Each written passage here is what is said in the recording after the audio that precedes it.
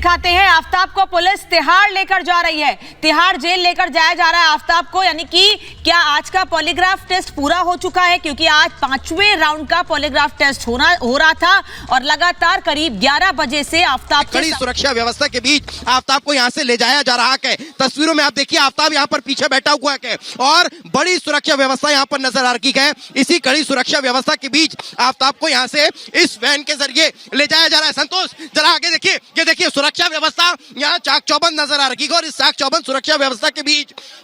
आफ्ताब को यहां से ले जाया जा रहा है। दरअसल कल यही कारण हुआ था कि यहां पर जिस तरह की हुड़दंग कल हुई थी, जिस तरह से आफ्ताब पर हमला हुआ था, यही कारण है कि यहां सुरक्षा व्यवस्था चाक चौबंद है और आज कड़ी सुरक्षा व्यवस्था के बीच इसी रास्ते से आफ्ताब को तिहाड़ जेल के लिए ले जाया गया है। दरअसल कल भी यही हुआ था। पॉलीग्राफी टेस्ट जब हुआ, उस पॉलीग्राफी टेस्ट के बाद जब आफ्ताब की वैन यहां से बाहर निकल रही थी तो ठीक आगे यहां पर आफ्ताब की वैन पर हमला किया गया। कुछ जो युवक है वो तलवार लेकर आए थे और उस दौरान जो हमला हुआ, यही कारण है कि आज बड़ी सुरक्षा व्यवस्था के बीच आफ्ताब को तिहाड़ जेल के लिए ले जाया गया है। अब कल दिन भर आफ्ताब को आराम कराया जाएगा, रेस्ट कराया जाएगा और उसके बाद परसों उसका नार्को टेस्ट होने वाला है। यही कारण है कि आज का जो पॉलीग्राफी टेस्ट का जो सेशन है वो बहुत छोटा था, जिसे आज कंप्लीट किया गया और उसके पूरा होने के बाद अब कल दिन भर आफ्ताब रेस्ट करेगा, आराम करेगा, उसे मेंटली भी बहुत पीस दिया जाएगा ताकि परसों जो नार्को टेस्ट होने वाला है वो सफल हो। उसमें आफ्ताब से जो महत्वपूर्ण जानकारियां निकाली जानी है उसमें कहीं ना कहीं सफलता हासिल हो। यही कारण है कि आज का पॉलीग्राफी कंप्लीट हो चुका है और अब उसे तिहाड़ जेल के लिए ले जाया गया है। जी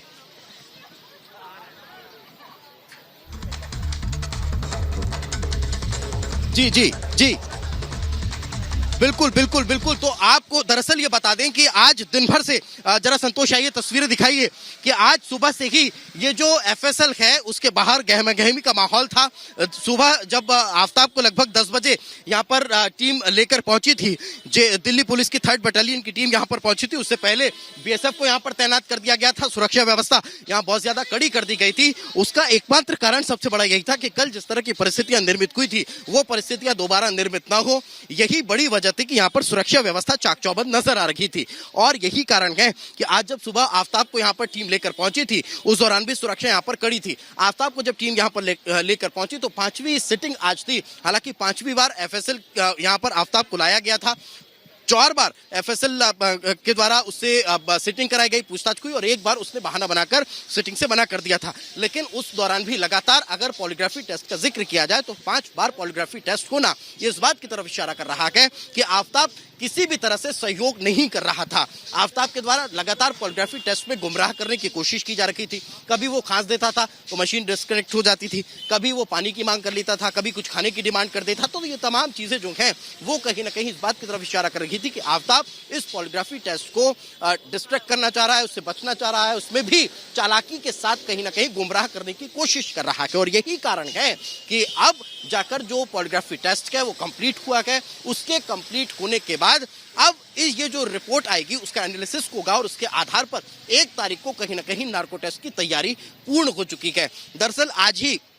दिल्ली पुलिस ने साकेत कोर्ट में अर्जी डाली थी कि जो आफ्ताब है उसका नार्को टेस्ट जो है वो 1 तारीख को कराया जाए। दरअसल अंबेडकर अस्पताल में ये एक रूल बना हुआ है कि जब भी किसी का नार्को टेस्ट होना है तो उसके लिए सोमवार का दिन तय किया गया है ताकि जो बाकी रूटीन ऑपरेशंस होते हैं, चूंकि जो नार्को टेस्ट है वो ऑपरेशन थिएटर में होता है, यही कारण है कि ये एक दिन तय कर दिया गया था सोमवार का कि जो भी अगर नार्को टेस्ट की प्रक्रिया है वो सोमवार को कराई जाएगी ताकि उस दिन जो ऑपरेशन थिएटर है उसे खाली रखा जाए, कोई ऑपरेशन वहां पर नहीं अरेंज किया जाए। यही कारण है सोमवार का दिन तय था। मगर चूंकि पुलिस भी इस पूरे केस को जल्दी से जल्दी सुलझाना चाहती है, इस पूरे केस में जितनी भी इनपुट्स है वो जल्दी से जल्दी निकलाना चाहती है, यही कारण है कि अब जो दिल्ली पुलिस है उसकी तरफ से जो स्पेशल सेल है कानून व्यवस्था को लेकर उसके द्वारा एक याचिका उसके द्वारा एक इजाजत लेटर वहां पर डाला गया था। साकेत कोर्ट में एक परमिशन लेटर डाला गया था और फिर परमिशन वहां पर ये मिल चुकी है कि हाँ 1 तारीख को नार्को टेस्ट कराया जा सकता है। यही कारण है कि अब लगभग ये तय माना जा रहा है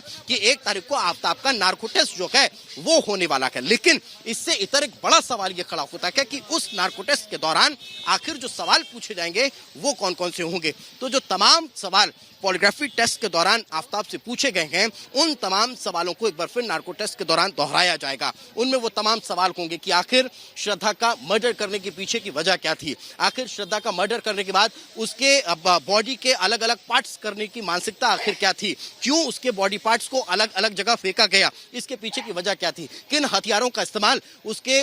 शरीर के टुकड़े करने में किया गया है, शरीर के टुकड़ों को फ्रिज में छिपाया गया, उसके पीछे की क्या मानसिकता। तो तमाम चीजें इससे इतर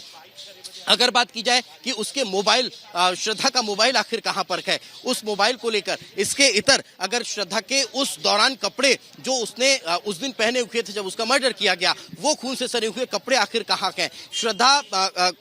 के जो बॉडी पार्ट है उसमें उसका चेहरा है उसे कहां छिपाया गया। तो ये तमाम चीजें जो है वो नार्को टेस्ट के जरिए अब जानने की कोशिश होगी, पता लगाने का प्रयास किया जाएगा कि आखिर ये जो आफताब ने अभी तक बताया है उसमें और नार्को टेस्ट के दौरान या पॉलीग्राफी टेस्ट के दौरान आफताब जिन बातों का जिक्र कर रहा है उसमें कितना डिफरेंस है, ताकि अगर लगातार जो जांच को प्रभावित करने की कोशिश आफताब की तरफ से की जा रही है वो ना हो और सच्चाई जो है इस पूरे केस की वो निकलकर सामने आए। यही कारण है कि अब पॉलीग्राफी टेस्ट के कंप्लीट होने के बाद नार्को टेस्ट की स्थितियां कहीं ना कहीं दुरुस्त होती हुई नजर आ रही है और लगातार जो जानकारियां निकलकर सामने आ रही है कि एक तरफ पॉलीग्राफी टेस्ट चल रहा है, दूसरी तरफ नार्को टेस्ट की प्रक्रियाओं को अब कहीं ना कहीं आगे बढ़ाया जा रहा है और तीसरी तरफ जो टीम है वो लगातार जांच पड़ताल में जुटी हुई है और बड़ी सफलता भी हासिल हो रही है। चाहे हम 13 से ज्यादा हड्डियों का जिक्र कर लें या फिर उस जबड़े का जिक्र कर लें या फिर जिन हथियारों का इस्तेमाल श्रद्धा की बॉडी को काटने में किया गया था उन हथियारों का जिक्र कर लें, तो एक बड़ी सफलता कहीं ना कहीं जो जांच पड़ताल में है वो हासिल होती हुई नजर आ रही है।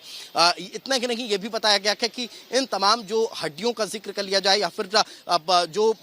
हथियार मिले हैं उनका जिक्र कर लिया जाए, टेस्ट के बाद अब ये स्पष्ट हो पाएगा कि हाँ ये वही हथियार है जिनका इस्तेमाल श्रद्धा के मर्डर में किया गया था, ये वही हड्डियां हैं जो श्रद्धा की डेड बॉडी की बताई जा रही है। तब जाकर कहीं ना कहीं एक केस जो है वो मजबूत होता जाएगा और जो आफताब है वो कानून के शिकंजे में कसता हुआ नजर आने वाला है। पुलिस की यही एक बड़ी कोशिश है कि चाहे हम पॉलीग्राफी टेस्ट का जिक्र करें, नार्को टेस्ट का जिक्र करें, जांच पड़ताल में अलग अलग जो हथियार मिल रखे हैं, जो बॉडी पार्ट्स मिल रखे हैं, जो हड्डियां मिल रही हैं, जो दूसरे जो उपकरण जिनका इस्तेमाल कहीं ना कहीं इस पूरे केस के दौरान किया गया था, इस मर्डर मिस्ट्री के दौरान किया गया था, वो मिल रखे हैं। उन सबकी जांच के बाद जो रिपोर्ट तैयार होगी वो कोर्ट में रखी जाएगी ताकि इस केस को मजबूती मिले, बल मिले और उसके आधार पर जो एक मुकम्मल सजा आफताब के लिए होनी चाहिए फांसी तक की वो मुकर्रर हो सके। यही कारण है कि इस केस को जितना ज्यादा मजबूत किया जाना है उसकी पूरी तैयारी पुलिस करती हुई नजर आ रही है और यही कारण भी है कि पुलिस अब इस पूरे मसले को लेकर बिल्कुल भी विलंब नहीं करना चाह रही है। यही कारण कि पहले जो डेट तय की गई थी वो 5 तारीख थी, कोर्ट से परमिशन ली गई थी कि 5 तारीख को इस पूरे मसले को लेकर आफताब का जो नार्को टेस्ट है वो कराया जाना है, लेकिन अब उस डेट को आगे बढ़ाया गया, आगे यानी कि और बड़ी खबर इस वक्त की आपको बता दें